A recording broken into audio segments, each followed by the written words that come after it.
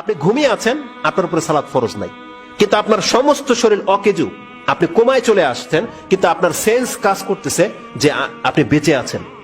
ওই অবস্থায় আপনার উপরে সালাত ফরজ। আপনার হাত চলে না, পা চলে না, সেজদা মাফ, রুকু মাফ, বৈঠক মাফ, ইশারা মাফ, সব মাফ। শুধুমাত্র আপনার সংকল্প চলবে যে আপনি এখন সালাতে আছেন, আপনি এখন তাকবীর পাঠ করলেন, আপনি এখন রুকু করলেন, আপনি এখন সেজদা করলেন, শুধু চোখের ইশারা চলবে, আর কিছুই চলবে না। ওই অবস্থায় আপনার সালাত মাফ করা হয়নি। আপনি অপবিত্র, আল্লাহ বলছে এটা দেখার দরকার নাই। আপনার পোশাক নাই, আল্লাহ বলছে দেখার দরকার নাই। তুমি জাস্ট নিয়ত করে শুয়ে থাকো যে তুমি এখন সালাতে আছো, এখন যোহরের ওয়াক্ত চলতেছে, এখন আসরের ওয়াক্ত চলতেছে। এটা যদি হয় সালাত, আর ওই অবস্থায় কিন্তু আপনার ঈমান মাফ নাই। ওটা যেমন ঈমান, আপনি মুসলিম তখন ফিল হবে, ওই অবস্থায় আপনাকে সালাত পড়তে হবে। এটা হচ্ছে সালাতের মর্যাদা। এটা বুঝে নেওয়ার পরে আপনি তো সুস্থ অবস্থায় সালাত ছাড়তে পারেন না। রাসূলুল্লাহ সাল্লাল্লাহু আলাইহি ওয়াসাল্লাম থেকে কথাটিকে ইমাম বুখারী রাহিমাহুল্লাহ এইভাবে এনেছেন। তিনি একটা পর্বই কায়েম করেছেন, 12 নম্বর অধ্যায়, সালাতুল খাউফ, ভয়ের সময় কিভাবে নামাজ আদায় করতে হয়। সেই জায়গায় তিনি 2 নম্বর পর্বটাকে এটা করেছেন, বাবু as-সালাতিল খাউফে রিজালান ওয়া রুকবানান। ভয়ের সময় নামাজ হবে পায়ে হেঁটে এবং সাওয়ারের উপরে, থেমে নয়, জমিনে নেমে সালাত পড়া লাগবে না।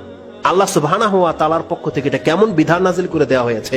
আপনি সবথেকে শ্রেষ্ঠ ইবাদত কায়েম করতেছেন জিহাদ, আপনি অস্ত্র চলতেছে, সামনে শত্রু কাফেরকে হত্যা করছেন, আর রাসূল বলতেছে যে ওই অবস্থায় নামাজ সময় হয়ে গেলে তোমার নামাজ মাফ নাই।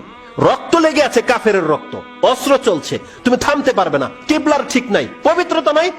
ওই অবস্থায় অস্ত্র চলবে, তাকবীরও চলবে, রুকুও চলবে, সেজদাও চলবে, তোমাকে ঝুঁকতে হবে না। রিজালান, হাঁটো আর সালাত পড়ো, রুকবানান, ঘোড়ার উপরে সালাত পড়ো। সুবহানাল্লাহ, আপনি ট্যাঙ্কের ভিতরে আছেন, সালাত চলবে, গুলি চলবে, সালাত চলবে।